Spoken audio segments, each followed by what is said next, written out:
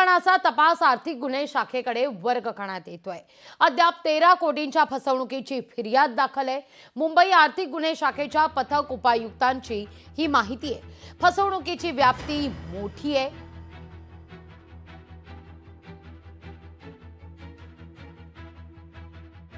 Cash मिळालेली आहे, ती एक्झॅक्ट किती आहे ती जेव्हा प्रोसिजर कंप्लीट होईल त्यावेळी मी सांगू शकेन। किती कोटींचा हा घोटाळा आहे साधारण? सध्या जी आम्ही फिर्याद दाखल केली आहे ती 13 कोटींच्या आसपासची होती आणि आजपर्यंत जे फॉर्म संध्याकाळपर्यंत आलेत ते साधारण अजून 5 कोटींचे रुपयांचे फॉर्म्स आलेले आहेत। जसं लोकांना कळेल तसे लोक त्या शिवाजी पार्क पोलीस स्टेशन इथे जे सेल उघडण्यात आलेले आम्ही सध्या 3 जणांना अटक केलेली आहे आणि ते सध्या पोलीस कस्टडीमध्ये आहेत। त्यांच्याकडे इंट्रोगेशन चालू आहे। या गुन्ह्याची व्याप्ती ही मोठ्या प्रमाणात असल्यामुळे प्रत्येक वेळी नवीन नवीन गोष्टींचा उलगडा होतोय।